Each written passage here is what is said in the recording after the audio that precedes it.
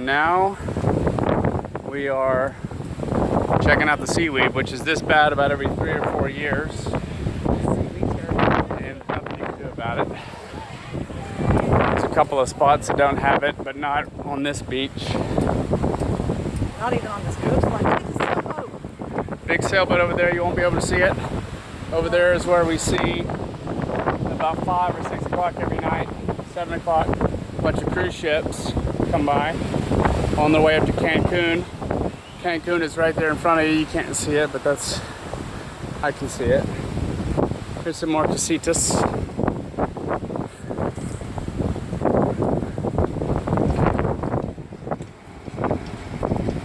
That's cool bar back at Campai.